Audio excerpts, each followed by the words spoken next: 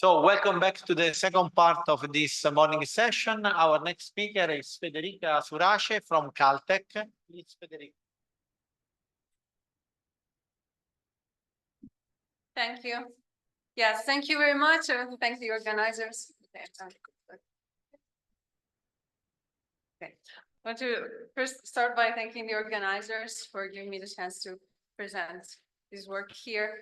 So I know that this conference, at this conference, the people in the audience here work on many different things. So I would like to start by giving an introduction on quantum simulation very generally. And then I will come to more specifically to this recent work about quantum simulating string breaking dynamics. Okay, so to explain what quantum simulation is, the best thing, I guess, is to use Richard Feynman's words. So there was this very famous lecture he gave in 1982, simulating physics with computers. And what he said here was that if you want to make a simulation of nature, you'd better make it quantum mechanical, because nature isn't classical, it's quantum mechanical. And in fact, let me move this out of the way. Okay. And in fact, if you try and make a classical simulation of a system with many particles, many quantum degrees of freedom, you will soon realize that you end up having a big problem, because the dimension of your problem scales exponentially with the number of degrees of freedom. And so you either have to find some better numerical methods to deal with this, or you can use quantum simulation where the dimensionality will not scale exponentially. So this was 1982. So what is the status now, 42 years later? So nowadays there are many experimental platforms that we can call quantum simulators. And okay, some examples are ultra-cold atoms in optical lattices, or trapped ions, Rydberg atom arrays, superconducting qubits. So what all these experimental systems have in common is that they can be controlled in tabletop experiments, and they have many quantum degrees of freedom one can control. Okay, so what now do we want to do with them? So the first thing that I want to discuss is studying dynamics, because studying real-time evolution is something that is very natural in a quantum simulator. The idea is that you have to prepare some initial state, you let this evolve in time. This can be done either with some Hamiltonian evolution in an analog way, or with a quantum circuit, so with gates, this digital quantum simulator. You will get a quantum state at the end, and you can make measurements, you can detect this final state. And something that, one reason why you may be interested in doing this in a quantum simulator rather than do it classically, is that in this way you can produce highly entangled states that are typically difficult to study with classical methods. And this allows you, for example, to study non-equilibrium physics, study phenomena such as thermalization, quantum chaos in a controlled regime. Something else you can do with a quantum simulator is finding ground states. For example, you can use a variational quantum algorithm, where the general idea is that you prepare some initial state, you evolve it, and now with, for example, a circuit where your parameters, that depends on some parameters, okay, some real numbers, you prepare a trial state. Now this state depends on these parameters, and you can measure the energy here. So if you want to find the ground state, you have to minimize this cost function, this energy functional, and you can do it classically using a classical optimization. So basically you can use the quantum computer to measure the energy. And this can be convenient sometimes because you don't need to evolve under the Hamiltonian. Okay, now these are two things you can do, and what are the applications you can think of for them?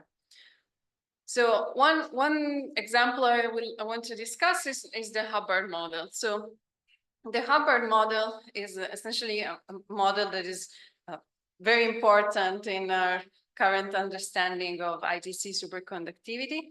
And the idea why the Hubbard model can be simulated with a quantum simulator is that if you think, for example, of ultra cold atoms in your optical lattice, well, these atoms essentially represent the electrons in a solid, and they can hop, they can interact.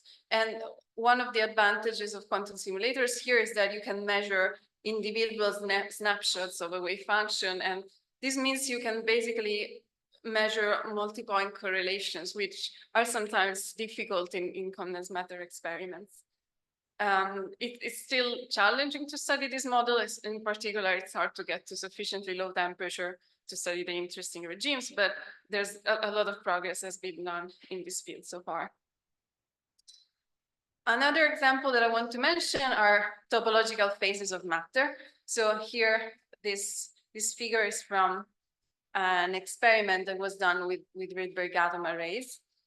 So what was shown was that in this experiment, they had signatures of a quantum spin liquid phase. So quantum spin liquids are a very elusive phase of matter for materials. But there have been other experiments also with other experimental platforms where they could really prepare these states and probe them. So third, and this is where what I will now discuss in the remaining of the talk, quantum simulators have promising applications for high energy physics.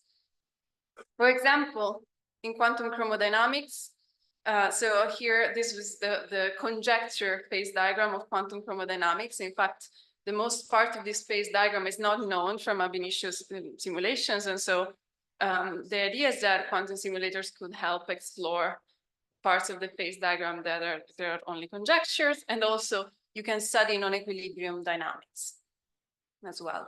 And even though, okay, quantum chromodynamics is too complicated, we don't have a quantum simulator for that, but there's been a lot of progress in studying simpler lattice gauge theories with cold atoms and also with other quantum simulators. So this is a very active field of research.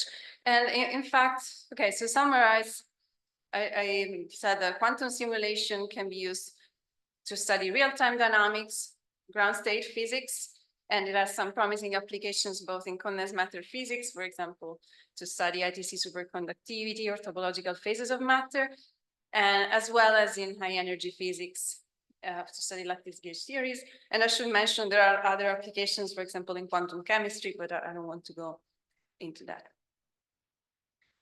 Okay, so this is what essentially the rest of the talk will be about. So something inspired from high energy physics, in fact, that is string breaking. So string breaking is a phenomenon of quantum chromodynamics. Quantum chromodynamics describes how quarks and gluons come together to form protons and neutrons. And the answer to this question, like how do these composite particles emerge, has been studied in the last 50 years using classical Monte Carlo simulation on the lattice. And this is a very powerful numerical tool. You can compute many properties of protons, for example. And the idea in the last say 10 years or so is to try and use quantum simulation to go beyond what can be done with classical Monte Carlo methods. For example, to study real-time dynamics.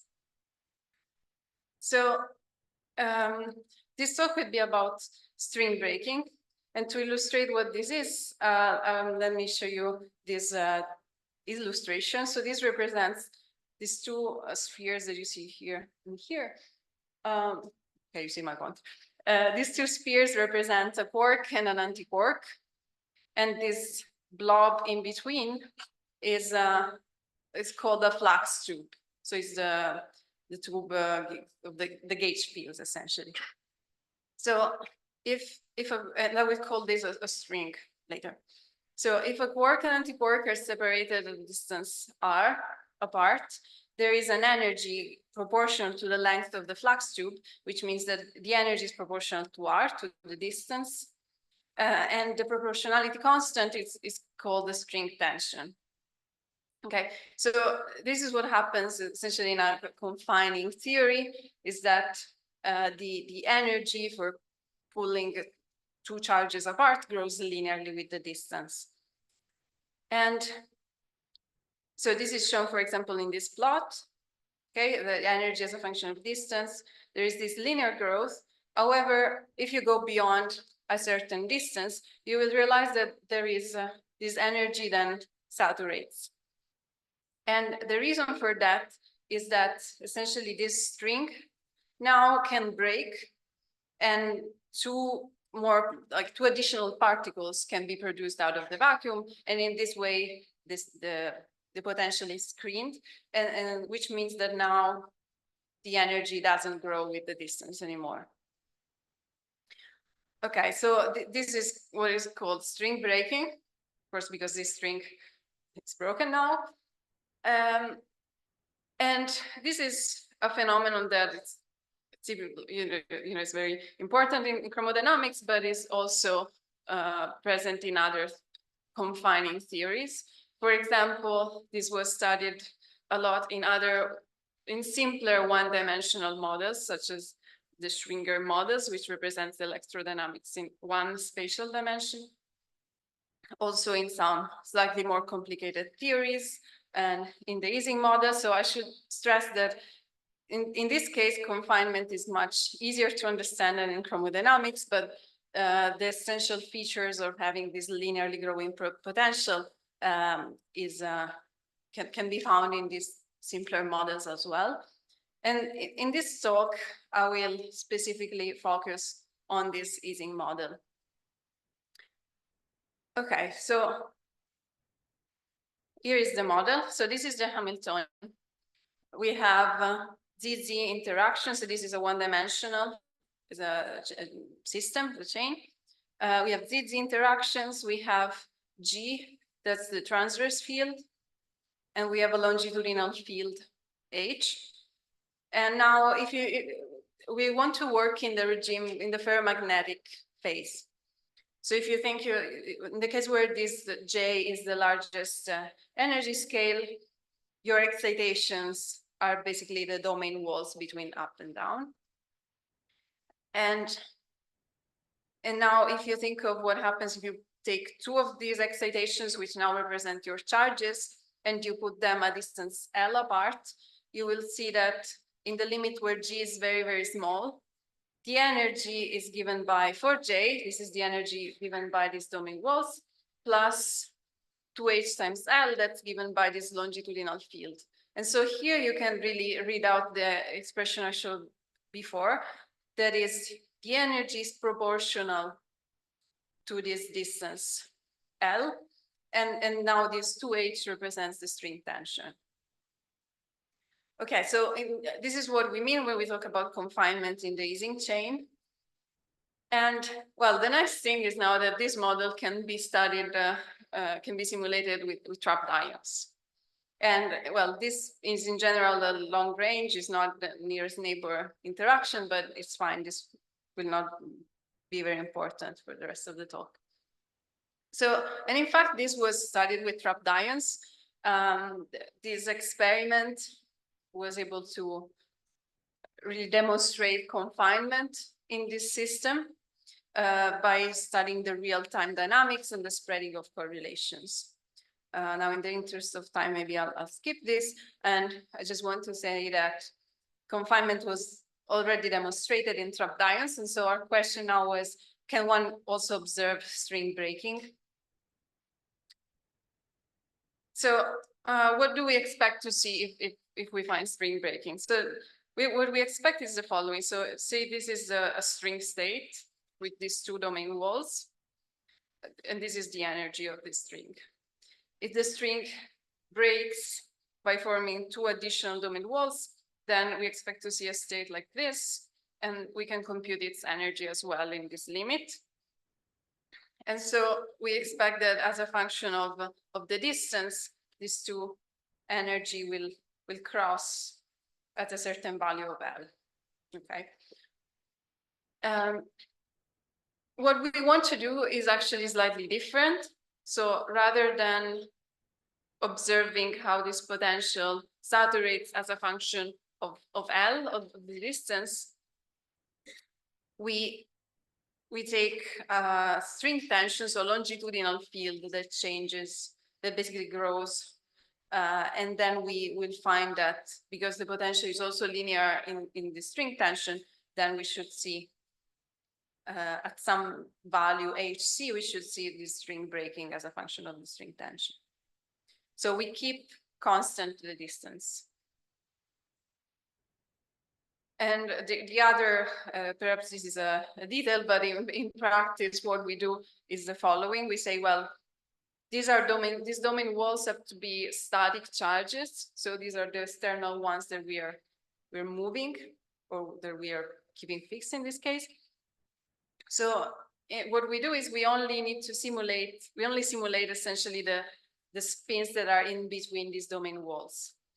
And so we have a much smaller chain to simulate in the experiment, which is really nice. And the effect of the external spins gives some side-dependent longitudinal field.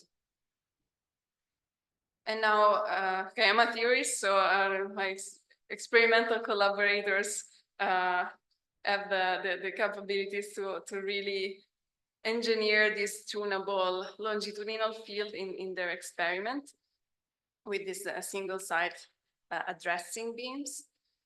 And so, okay, so the longitudinal field essentially look like this. Okay, so once we understand what the setup is, let's have a look at the spectrum and how we expect to see string breaking.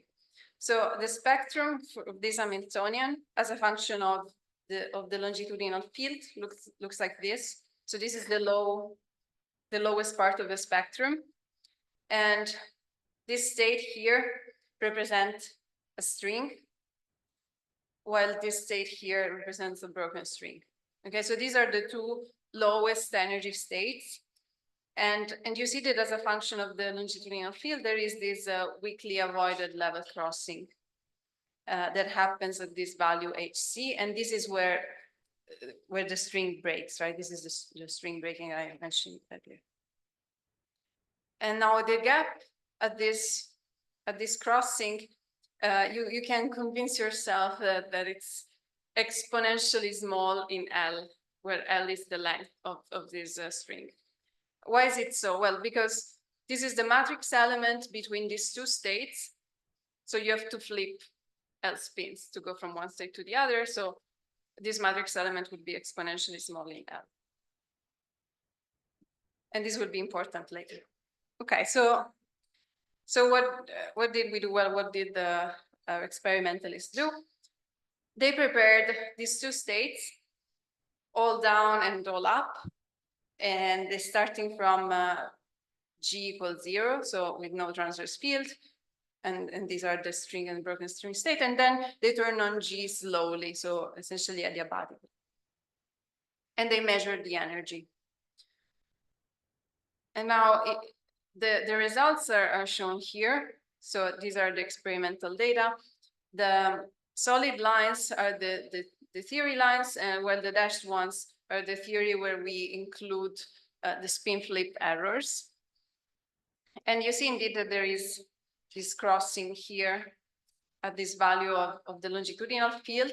However, to actually have enough resolution to see this, we have to scan some very large values of H, even negative. Okay, so we have to make the string even more stable.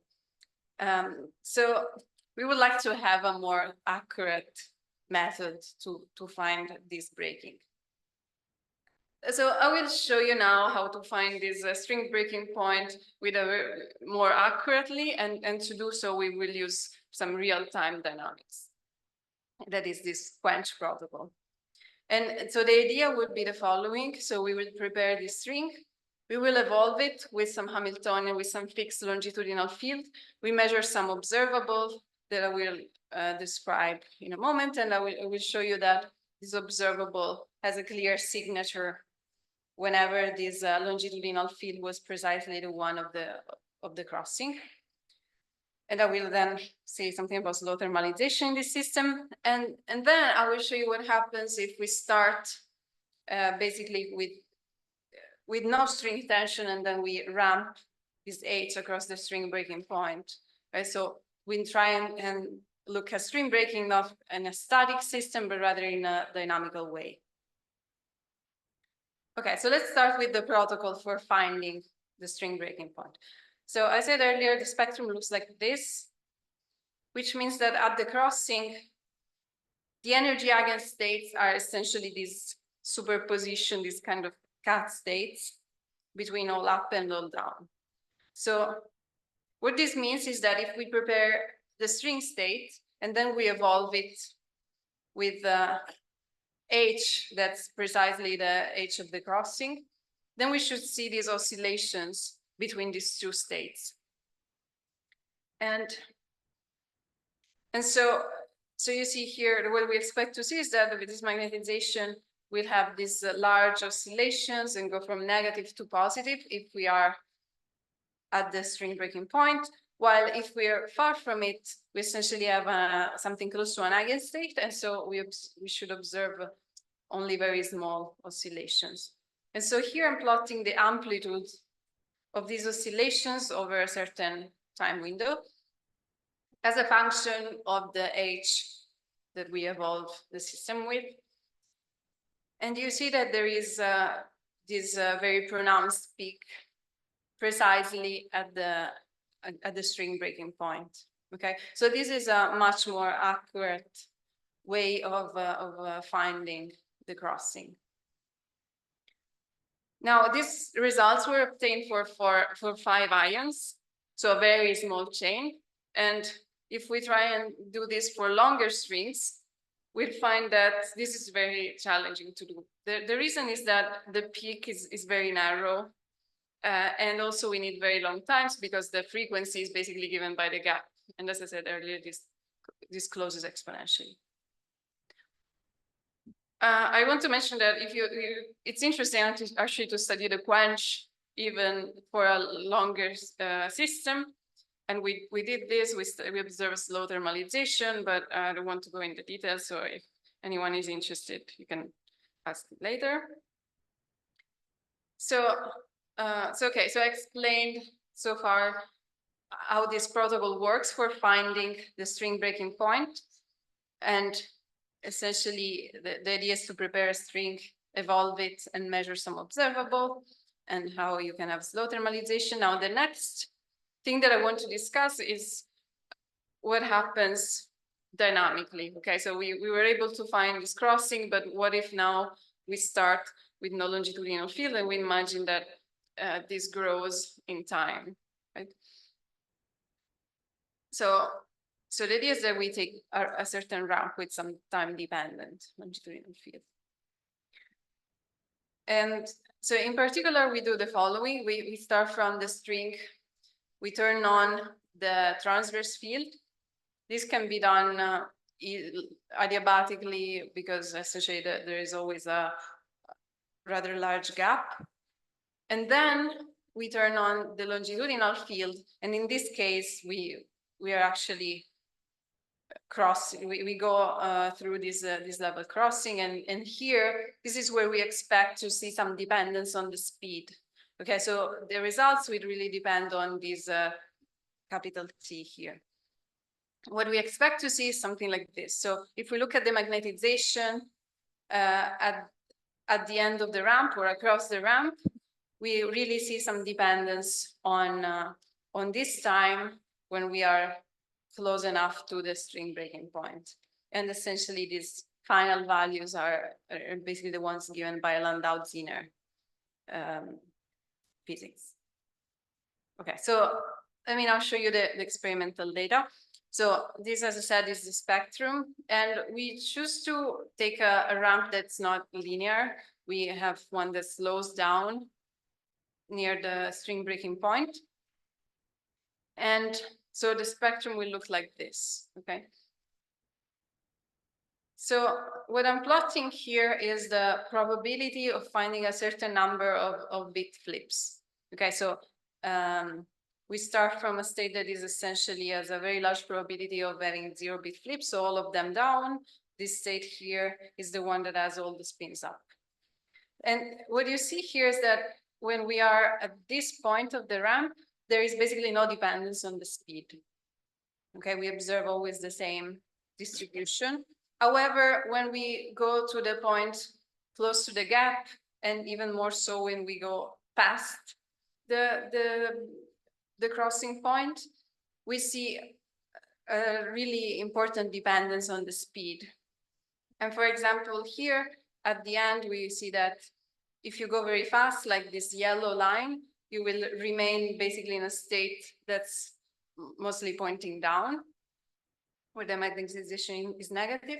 While if you go very slow, like this purple line here, most spins are pointing up. Okay, and in the intermediate case, you actually see that the distribution is peaked, like in this green line, either where they're all down or they're all up. Okay, so to make this more quantitative, we then study the same protocol, but now we turn off the transverse field, because then we can directly map these states to the ground state and the excited state. And we can then compute the probability of ending up either in the string state or in the broken string state or in some other states in the spectrum. And you see really this dependence on the time. Now, if we try and do the same thing for a longer string, we see nothing. Okay, so this was for 5 ions again, and this was for 13.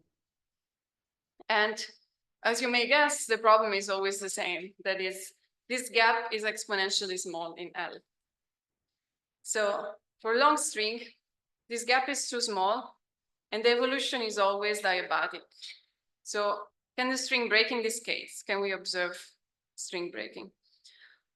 So the idea here was to say, well, rather than just focusing on this single level crossing, to go beyond this value and to evolve to some larger values of the longitudinal field. The spectrum is very complicated. It's not really that clear to understand. But what we can say is that, okay, this was the broken string state. This one was the string. This was the crossing I showed earlier. But here we have all these other states that essentially we can call bubbles, in the sense that here the string is partially broken. So, okay, so this is what we do. We take a linear ramp, but we go much farther, so to much larger values of h for a longer chain, and we see that. So here I'm plotting basically the local magnetization. So this is space and this is time. And the blue means down, red means up. And these are for increasing values of time, of the evolution time. So what you can see here is that the slower you go, the smaller the value of h is where you see this breaking. Okay, so here you have to go to some very large value, while here the value of h is around 1. And the other thing we find is that if we now look at what is the size of the largest up domain, for example, like in this case, for this configuration, it will be 3. Okay, there's 3 spins up next to each other. What we find is that the distribution of this size of largest domain, that's plotted here, so the lower you go, the more this distribution becomes peaked at largest domains. So if you're fast, then this distribution is peaked around 1 or 2, but if you're very slow, it's peaked around 5. And these are things we all understand based on what I mentioned earlier, like this more complicated structure of the spectrum. Lastly, I want to say that this string breaking has a lot in common with another phenomenon that is false vacuum decay. That's essentially crossing a first order phase transition, like how it's, and with this exponentially small gap, as in the string breaking, case. So this is something I'm very interested in, and there's been a lot of progress also in other groups. In particular, I want to mention this work where it was possible to experimentally observe this pulse vacuum decay with the ferromagnetic superfluids. So, okay, to summarize, I discussed string breaking. In particular, I showed you how to find a string breaking point with a quench. I discussed this observation string breaking in a drop-dion quantum simulator. And we are able to find the string breaking point for small strings, while for longer string, we can still observe something interesting. We observe slow thermalization. And then I discussed this RAM protocol where the string tension grows in time. And we observe this Landau-Zinner dynamics across the string breaking point if we take sufficiently small strings. So the string breaks completely. While for longer strings, we observe that the string breaks by forming bubbles. And the slower the evolution, the smaller the value of this longitudinal field where this string breaks, and also the larger the bubbles they're formed. So with this, I want to thank my collaborator, but the theory collaborators and experimental collaborators from University of Maryland, Duke, and Oxford. And the paper will be out on archive, hopefully soon. And with that, I thank you for your attention.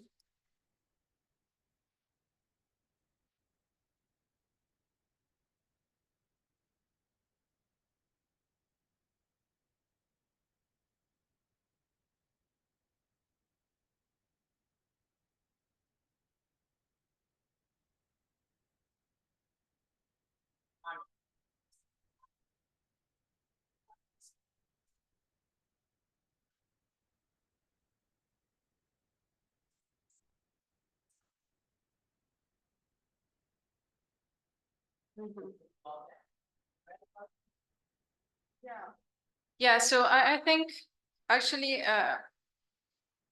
yes, so the question was, because here there's basically only one variable, okay? If one has to consider also other, I guess like rotation in the other axis, for example.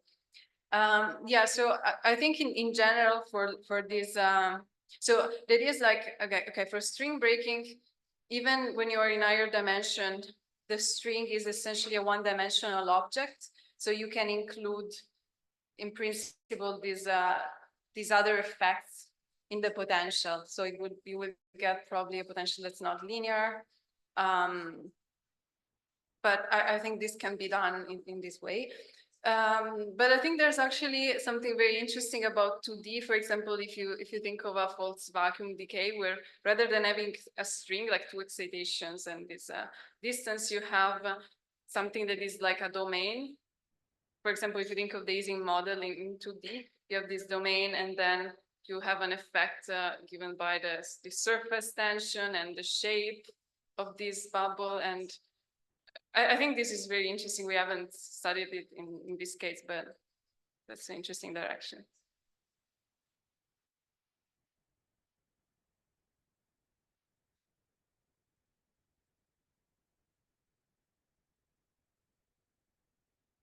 Very nice and interesting talk. I actually was wondering about something a bit related, namely that different from steam breaking per se, but the connection with false vacuum decay, topological defects. And I was wondering whether some of these systems would also be useful to study this sort of, you talked also about quenches, the Kibble-Zurek mechanism and this sort of dynamics. Would this be an interesting setup, these Ising chains and the experimental setups to study beyond what has been done already, the experimentally and theoretically, the Kibble-Zurek mechanism type of in real-time dynamics when you have topological defects and phase transitions? Yeah. Indeed, I think these models, like some of these setups have been used to study some Kibble-Zurek dynamics. And so what I described here, this string breaking and also this false vacuum decay, is similar in spirit, but this is a first order phase transition rather than a second order, so you don't get all these like coefficients, right, that you get, like this scaling that you get in a Kibble-Zurek dynamics. However, I think something very interesting here was that if you go sufficiently close to the critical point, even this first order phase transition we seem to find some special scaling that I think has to do with the fact that we're close to the scaling region. And so yeah, I think this is definitely useful both to study Kibble-Zurek the mechanism, but also studying other universal features that can emerge even in this case. Yeah. Thanks a lot. In this particular diagram you have here, but the critical point, so if you really went over there, I mean, you do have here second order phase transition also if you study, across there.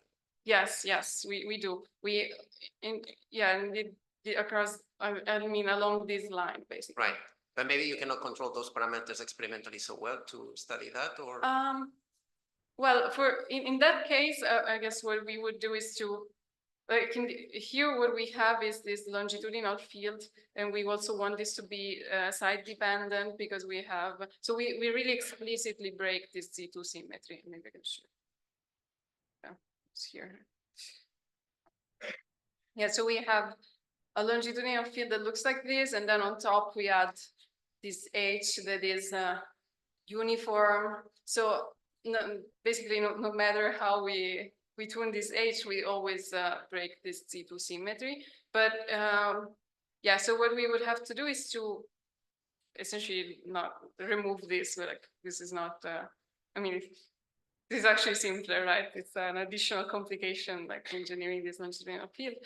And in that case, yes, you will see really this, you will go across this line and you should see the second order. And are your experimental systems large enough so that finite side effects don't give a lot of corrections? Or? Okay, so in this case, okay, you do see these finite size effects, but what we find is that at least for sufficiently long strings, this dependence is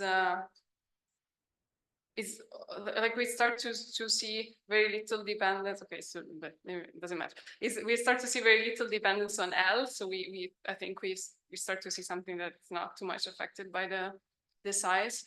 One advantage that we have in this experiment compared to the previous one they had with trapped ions is that here interactions are not decaying as a power law, but rather exponentially. Mm-hmm.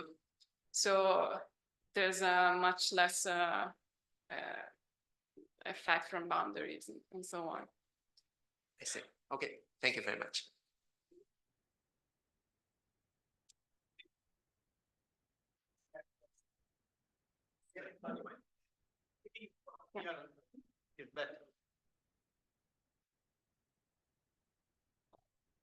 Hello. Okay, that was a bit loud. Sorry about that, everyone. When you're looking at the different states that you might get, there was a plot that you've shown. There's the broken string or the original string that you might get, but you've also shown that there might be other states. Was this mostly because the measurements that you might didn't fit neatly into either one of the two, or was this something that was a bit further studied in the sense of you understand how you might get thirds or other possible states when you're running this experiment? So you mean, for example, yeah, it's been a while. It's,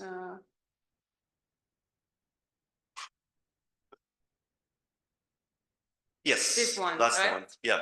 Is there a good understanding of what the other states might be, or?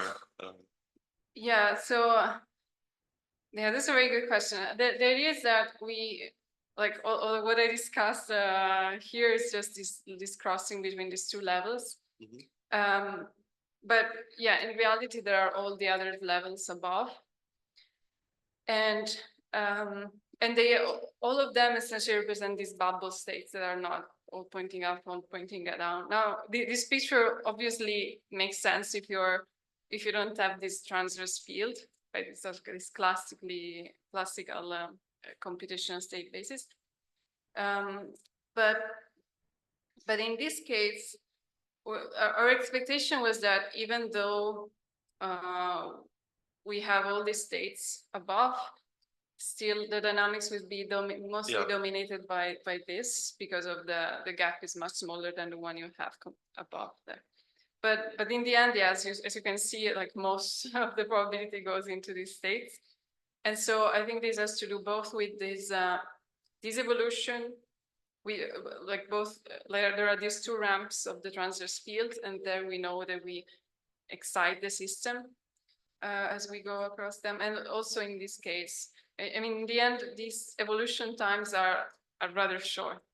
And so we can't really avoid exciting this. The idea is, like, as you see here, at least in theory, if you go to longer times, so if you're slower in the evolution, the probability of ending up in these excited states should go down. Thank you very much. Just maybe a brief one.